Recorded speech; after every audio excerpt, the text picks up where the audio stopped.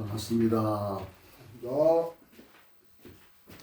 벌써 그토록 무덥던 여름도 어느덧 지나가고 9월의 마지막 주일이 되었습니다.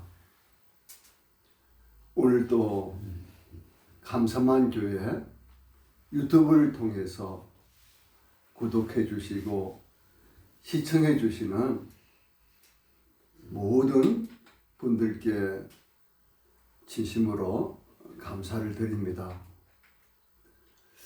오늘 은혜 받고자 하는 하나님 말씀은 신약 성경 마태복음 11장 28절 말씀입니다. 제가 봉독해 드리겠습니다. 수고하고 무거운 짐진 자들아, 다 내게로 오라. 내가 너희를 쉬게 하리라. 이 말씀을 가지고 제목은 병든 세상 어찌할꼬 하는 제목으로 말씀을 전하겠습니다. 잘 아시는 것처럼 인류의 조상 아담의 범죄로 말미암아 지금까지 수천 년 동안 우리가 살고 있는 이 세상은 마치 병든 사람처럼 되었습니다. 오늘날 이 지구는 환경오염으로 인하여 기후변화가 생겨서 온갖 천재지변이 지구 곳곳에서 일어나고 있습니다.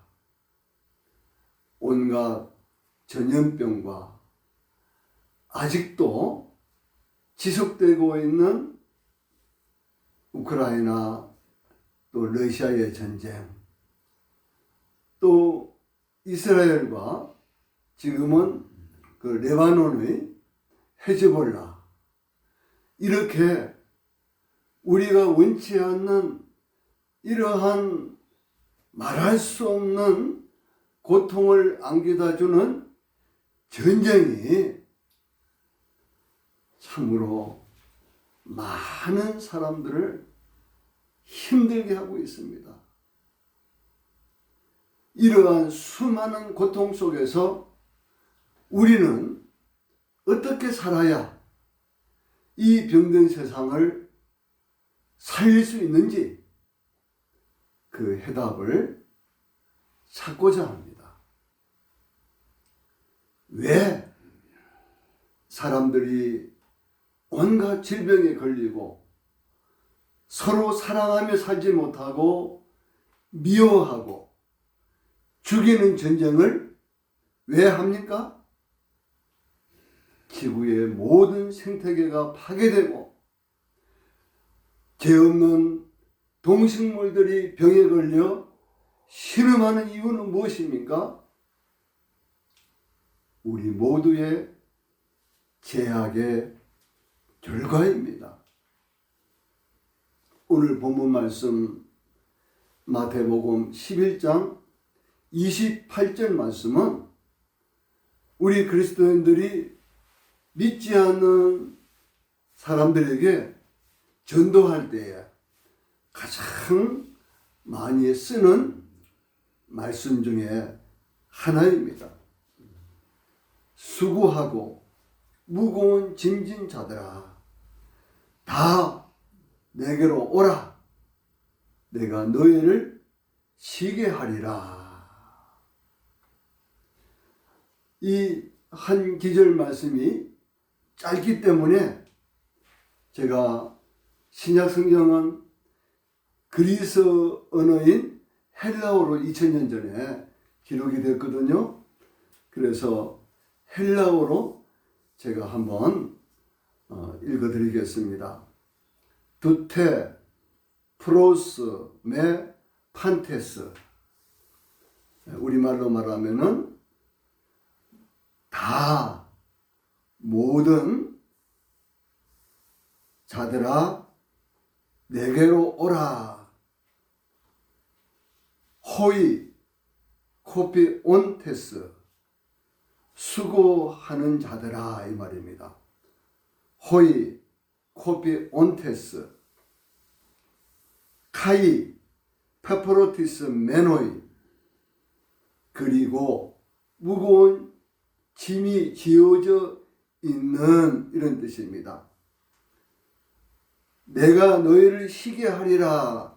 이 헬라어로는 카고, 아나파우소, 히마스, 이것이 헬라어 언어로 되어 있습니다. 자, 수고하고, 이 헬라어 단어가 호이 코피 온테스거든요. 호이 코피 온테스. 문법상으로 현재 분사 능동형이라고 합니다. 이것이 명사적 용법으로 쓰이고 있기 때문에 이 뜻은 뭐냐면요, 스스로 많은 일들을 찾아 계속해서 피곤에 지친 자들아, 이런 뜻입니다. 그러니까 오늘날에도 보면은 그 일 중독자 있죠? 일 중독자, 일밖에 모르는 사람들요. 일을 안 하면은 불안한 사람들이죠. 그러니까 이 수고하고, 이것은 다시 말해서 자기가 스스로 자발해가지고 그 많은 일들을 찾아서 계속해서 일을 하게 되면 어떻게 됩니까? 피곤에 지칠 수밖에 없죠. 그런 뜻이 되고요. 그 다음에 무거운 짐진 자들아, 페퍼로티스 메노이거든요. 페퍼로티스 메노이. 이거는 또 현재 분사 수동형이라고 합니다. 수동형. 그러니까 수동형이 뭡니까? 자발적으로 하는 것이 아니라 타인에 의해서 무거운 짐을 진 채 계속해서 지쳐있는 자들을 가리킵니다.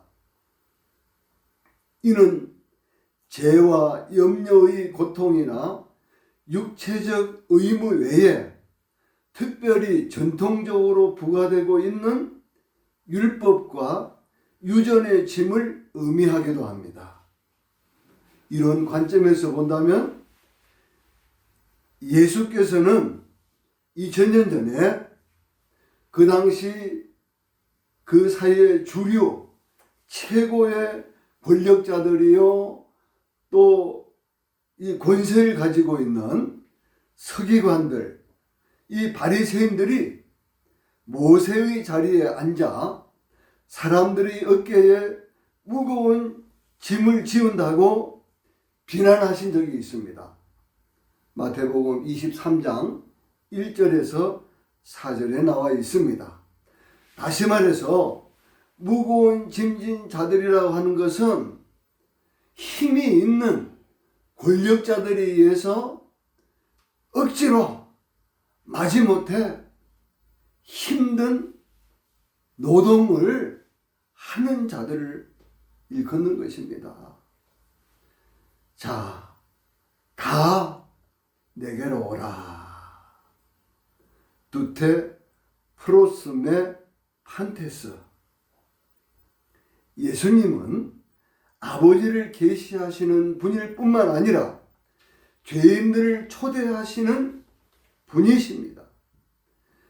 예수께서는 당신에게 마음을 두고 나오는 그 어떤 사람도 모두 받을 만한 넓은 사랑과 모든 인간을 친히 부르실 만큼 절대적인 권위를 가지고 구원과 안식의 초대를 하시고 계십니다. 그런데 한 가지 간과할 수 없는 사실은 예수께서는 지혜롭고 슬기 있는, 자기 스스로 똑똑하다고 하는 그러한 자들을 초대하는 것이 아니라 수고하고 무거운 짐진 자들, 다시 말해서 일 중독에 빠져서 열심히 일을 해야만이 저 자식을 먹여 살릴 수 있기 때문에 일밖에 모르는 그러한 자들과, 그 다음에 자기는 원치 않는데 세상의 권력자들의 그 권세에 완전히 정말 그 무거운 지키기 힘든 율법과 그 유전과 그러한 것들 때문에 힘들게 사는 그러한 자들을 우리 예수님은 초대하신다는 겁니다. 2000년 전에 예수님이 하신 이 말씀은 지금 21세기를 살고 있는 우리들에게도 동일하게 말씀하고 계신다는 것입니다. 그리고 내가 너희를 쉬게 하리라. 카고, 아나파, 우소, 히마스. 카고가 이제 우리말로 내가 이 말이거든요. 아나파, 우소, 쉬게 하리라. 히마스, 너희를 이 말입니다. 너희를.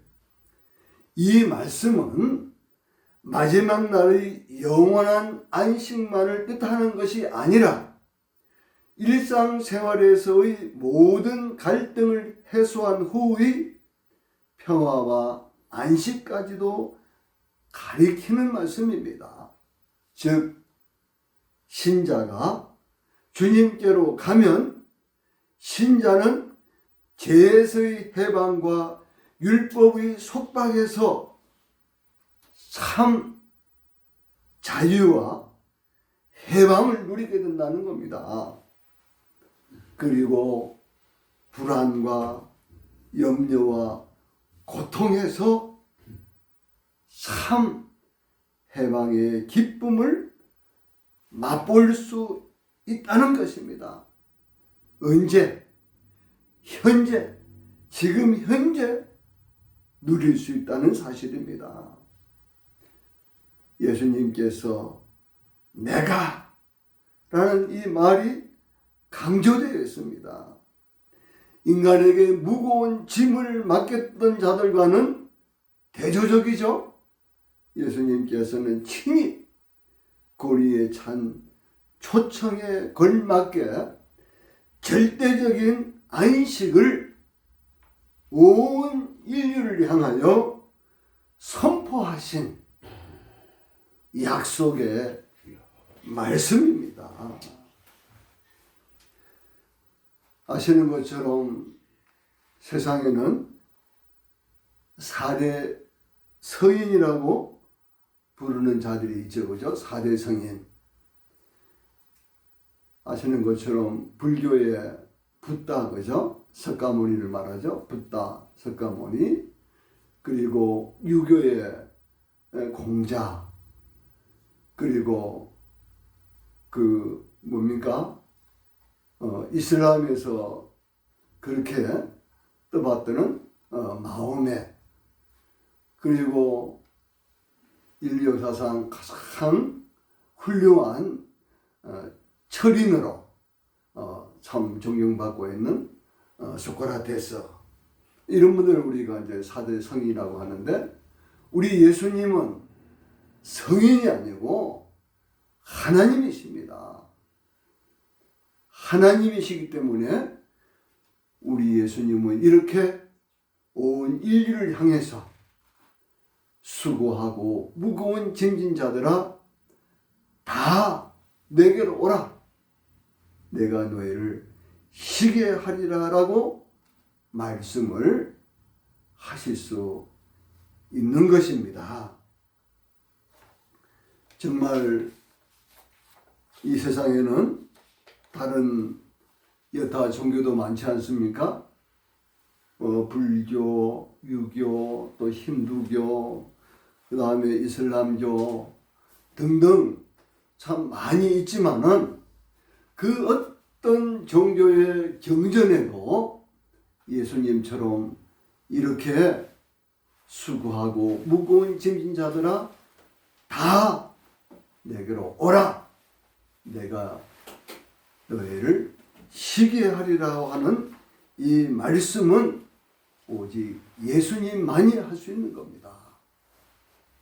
그리고 요한복음 14장 6절에 보면은 내가 길이요 진리요 생명이니 나로 말미암지 않고는 아버지께로 올 자가 없느니라 라고 말씀해 주셨습니다. 이 말씀은 무슨 말씀이겠습니까? 오직 구세주는 우리 예수님밖에 없다는 사실입니다. 병든 세상의 해답은 오직 예수 그리스도 밖에 없습니다. 인류 역사상 참 훌륭한 위대한 사람들이 이 세상에 왔다가 떠났지만은 그 사람들은 이 병든 세상을 구원하지 못했습니다. 그러나 우리 예수님은 한 개인으로부터 시작해서 한 나라를 정말 그 등전 등하와 같은 거죠. 그러한 위태로운 나라도 우리 예수님은, 우리 하나님은 구원해 주셨습니다. 특히 우리 대한민국, 우리 한국의 역사는 아시는 것처럼 5,000년 가까이 되지 않습니까? 이 동아시아의 이 참 작은 하나의 그 삼면이 바다로 이렇게 되어 있는 이 우리나라가 정말 지구상에서 거의 반이나 그 넓은 국토를 가지고 있는, 현재 중국이죠. 중국. 그 옛날 뭐 참 천년 전에는 그 당시 거란이라고 하는 거죠. 그 요나라라고 하죠. 요나라 거란이 그 몇십만 군대를 가지고 참 그 당시 고려를 여러 번 쳐들어왔지만은 그때마다 다 물리치고, 그토록 참 유명한 참 누굽니까? 강감찬 장군이 그러한 군사들을 아주 통쾌하게 거의 전멸시다시피 해가지고 그 후에는 거란이라고 하는 나라가 지구상에서 사라져버리지 않습니까? 그 후에도 참 뭐 당나라 또 그 많은 그 한족들이, 그죠? 우리나라를 자기들 나라로 완전히 참 속국으로 완전히 삼으려고 했지만은 우리나라는 고려가 망하고 조선 참 이렇게 끌고 왔고, 또 지금으로부터 약 한 60몇 년 전에는 그 일본의 그 풍신수길이가 임진왜란을 일으켜 가지고 7년 동안 이 조선 땅 전체가 다 그 애놈들에 의해서 얼마나 많은 피를 흘리지 않습니까? 그럴 때 성웅 이수신 장군이 참 남해 바다를 지키면서 결국 남은 배 10척입니까? 12척입니까? 그것을 가지고 군 관민이 완전히 힘을 합쳐가지고 그 외선, 수백 척 되는 외선을 완전히 무찔러버리고, 그로 인해서 일본은 결국 풍신시비가 죽고 정권이 또 바뀌었지 않습니까? 정말 그럴 때마다 저는 우리 하나님께서 우리 대한민국을 수천 년 동안 지켜주셨구나.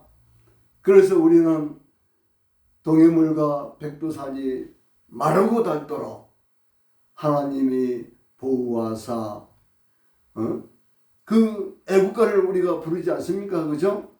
그렇습니다. 이제 병든 세상 그 해답, 왜 오직 예수 그리스도가 이 병든 세상을 고칠 수 있는, 근본적으로 고칠 수 있는 구세주가 되시는지 살펴보도록 하겠습니다. 예수 그리스도는 온 인류의 유일한 치료자요 구세주이십니다. 시편 147편 3절에 상심한 자들을 고치시며 그들의 상처를 싸매시는도다. 누가?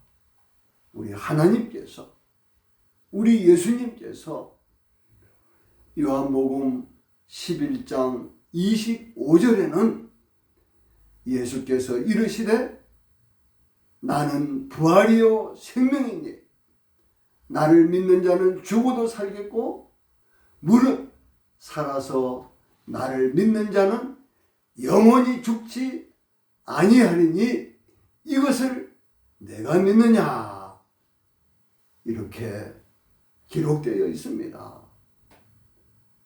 아시는 것처럼 세상에 많은 경전이 있지만은 이런 말씀은, 내가 부활이고 생명이라는, 나를 믿는 자는 영원히 죽지 아니한다고 하는 이런 말씀은 오직 우리 예수님 밖에 한 적이 없습니다. 성경밖에 없습니다.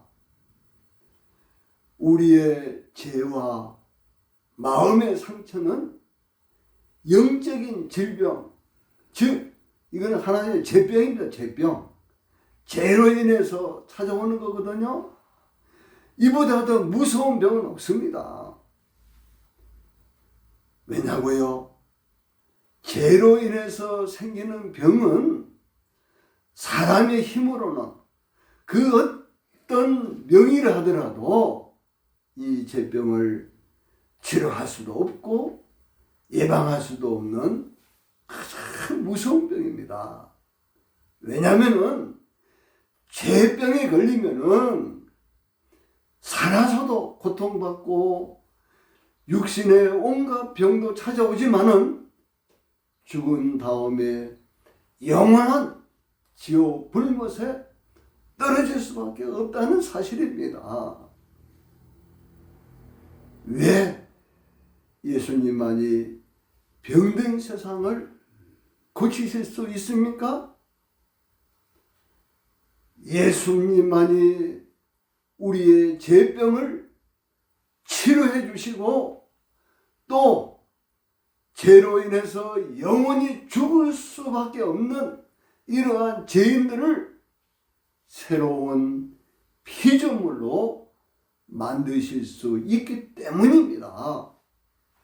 신약성경 고린도후서 5장 17절에 그런즉 누구든지 그리스도 안에 있으면 새로운 피조물이라. 이전 것은 지나갔으니 보라 새 것이 되었도다. 그렇습니다. 예수 그리스도 안에 있으면 이게 무슨 뜻입니까?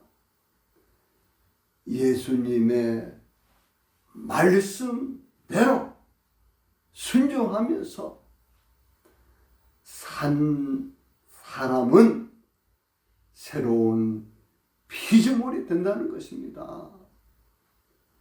옛 생활을 완전히 벗어버리고 새로운 사람으로서, 하나님의 사람으로서 살아간다는 것을 말씀하시는 것입니다. 세상에는 많은 종교가 있지만 구원을 주시는 분은 오직 예수 그리스도밖에 없습니다. 사도행전 4장 12절에 예수밖에는 다른 어떤 이에게서도 구원은 없습니다. 우리가 구원받을 이름은 사람들에게 주신 이름들 가운데 하늘 아래에 이 이름 예수밖에는 달리 없습니다. 이렇게 기록되어 있습니다. 제가 한 이틀 전에 택시를 탈 일이 있어가지고 저는 택시를 탈 때마다 기사분에게 복음을 전합니다. 그러면은 어떤 기사님들은 이렇게 예수 복음을 전하면은 조금 이렇게 거부 반응을 일으키는 싫어하는 분들도 들어 있습니다. 제가 기사님께 이렇게 얘기했습니다. 기사님, 솔직히요, 참 이렇게 하루 종일 운전해 보시다 보면은 참 예수 믿는 분들이 기사님 보고 예수 믿으라고 전도를 이렇게 많이 하지요? 이렇게 물어보니까 실제 많이 한대요. 제가 그랬습니다. 그러면은 기사님, 혹시 절에 다니는 불자나 그죠? 또는 스님들 중에서 기사님 보고 아이고 기사님 부처님 믿으십시오. 부처님 믿어야 우리가 죽어서 지옥 가지 않고 극락에 갑니다. 그렇게 전도하시는 분을 보았습니까? 질문하니까 그런 사람은 한 번도 못 봤대요. 제가 그랬습니다. 바로 그겁니다. 왜 유별스럽게 예수 믿는 사람들은 그 택시 타고 짜들하면 멀리 갈 것도 아닌데 그죠? 돈 몇천 원 주면서 왜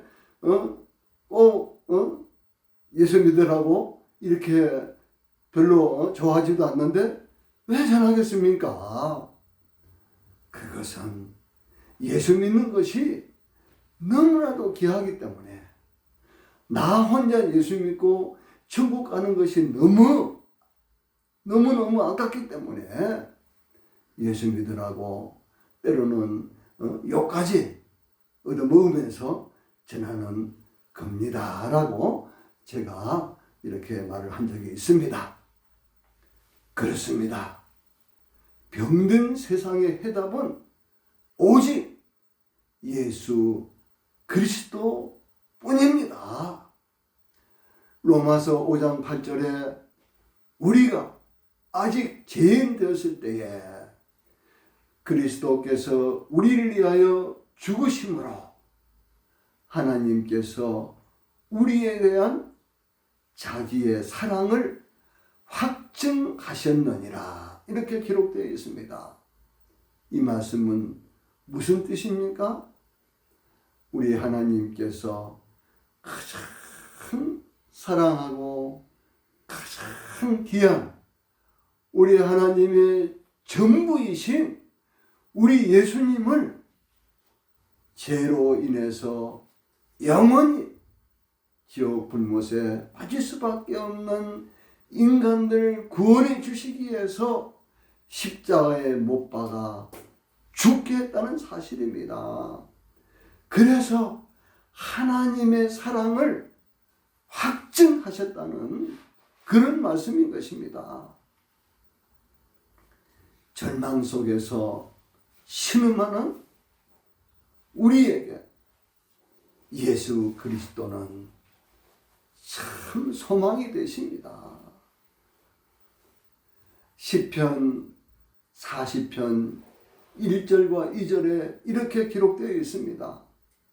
내가 여호와를 기다리고 기다렸더니 귀를 기울이사 나의 부르짖음을 들으셨도다. 나를 기가 막힐 웅덩이와 수렁에서 끌어올리시고 내 발을 반석 위에 두사 내 걸음을 견고하게 하셨도다. 정말 예수님을 알지 못하고 사업에 실패해서 아내하고도 이혼하고, 그리고 신용불량자가 돼버리고 직장도 구하지 못하고 참 노숙자로 살다가 자기 자신을 너무나도 비관하고 내가 이렇게 살아가 뭐 하겠노 해가지고 자살하려고 어떤 분이 강가에, 깊은 강에 자살하려고 했는데, 그곳에서 어떤 교회 다니는 분이 찬양을 부르는 겁니다. 그 찬양 소리를 듣고 이분이 그 마음 속에 나도 이제 예수님 앞으로 한번 가봐야 되겠다 하는 마음이 생겨서 그분이 어느 교회를 찾아가지고 예수님을 영접하고 신앙생활을 시작해가지고 다시금 소망을 얻고 그 노숙자 신세에서 완전히 벗어났어. 그가 전에 하던 그 사업을 다시 할 수 있도록 또 주위에서 도와줘가지고 정말 그 전보다도 더 물질적으로 잘 살 수 있게 됐다고 합니다.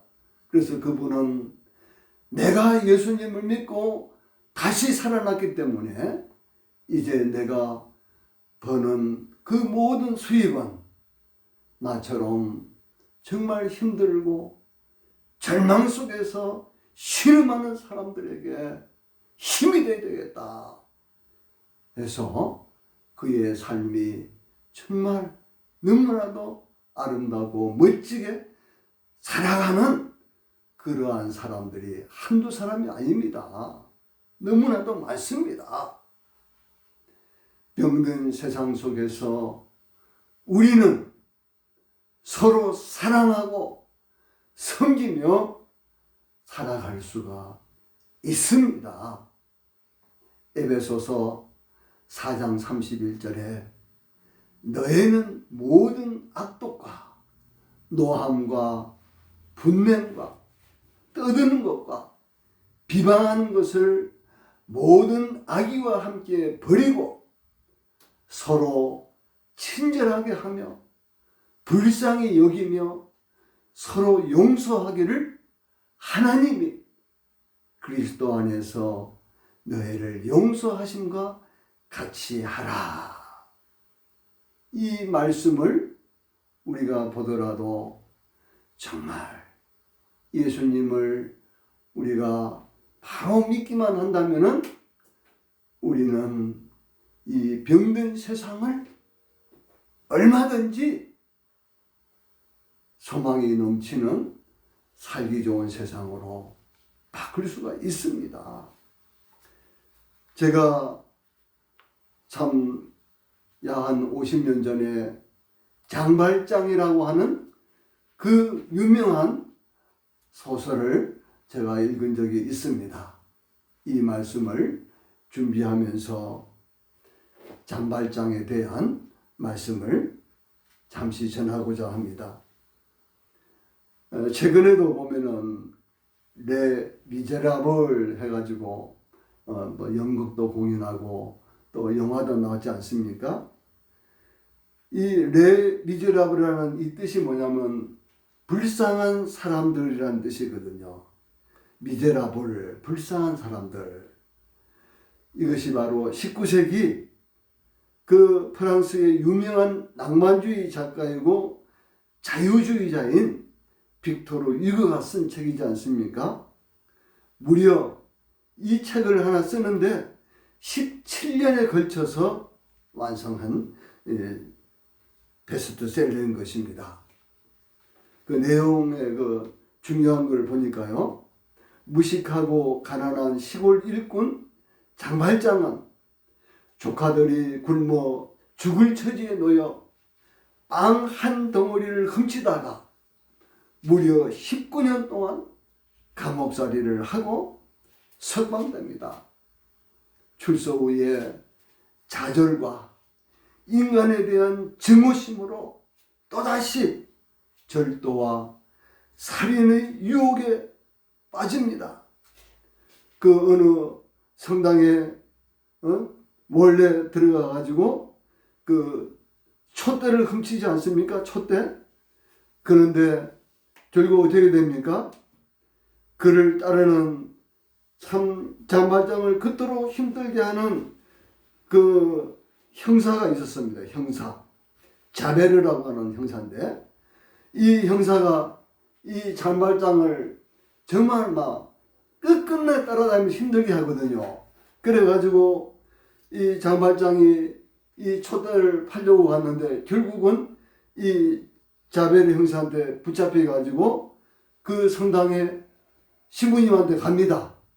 그러니까 그 미리엘이라고 하는 그 주교 신부님인데 이분이 뭐라고 얘기합니까?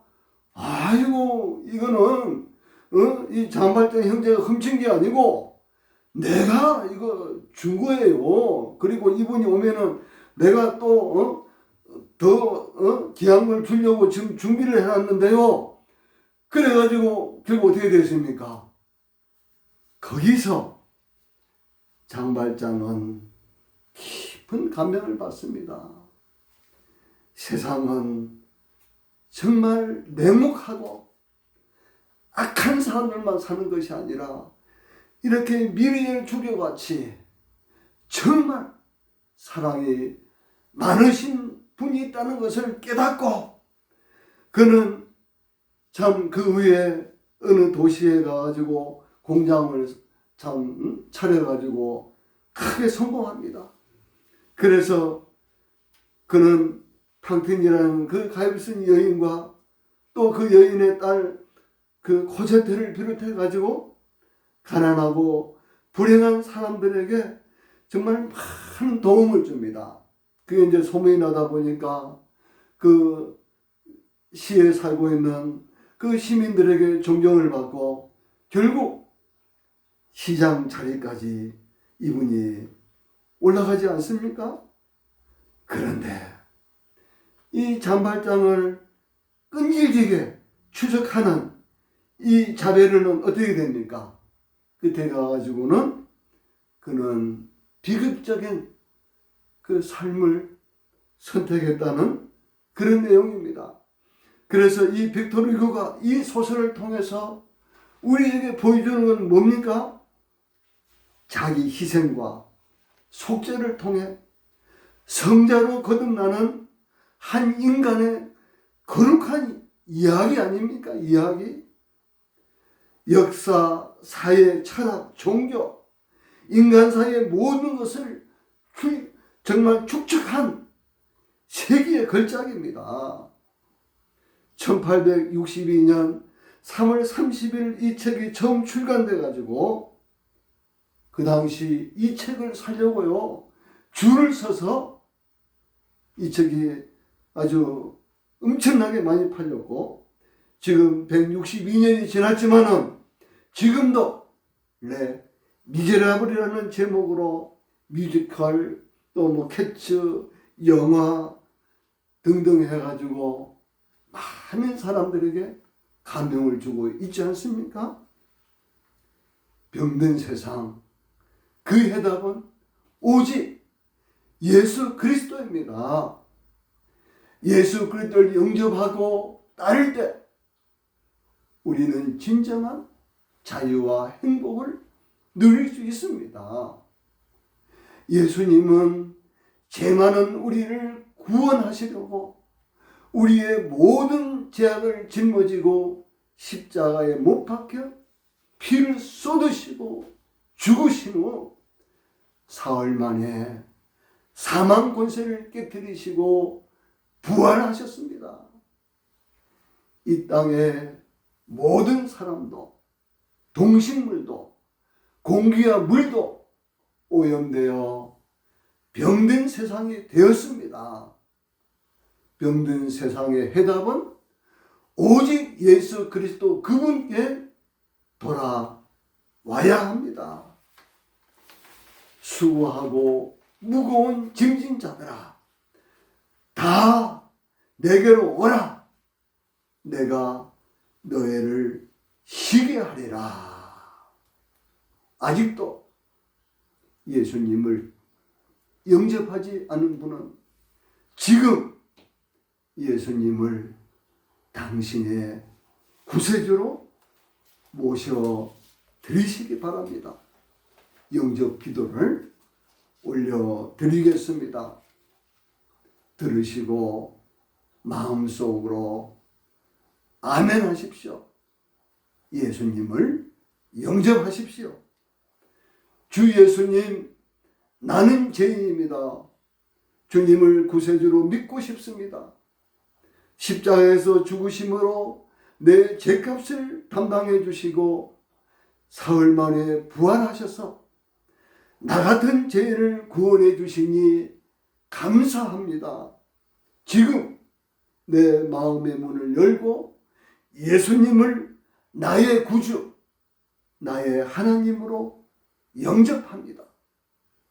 나를 다스려 주시고 나를 주님이 원하시는 사람으로 만들어 주시옵소서. 예수님의 이름으로 기도드립니다. 아멘. 사랑하는 성도 여러분, 이 어려운 세상, 병든 세상 속에서 날마다 예수님과 동행하심으로 말미암아 우리 하나님이 내려주시는 의와 희락과 평강으로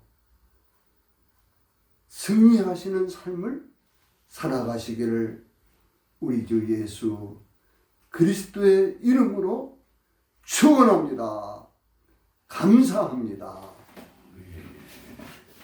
아멘.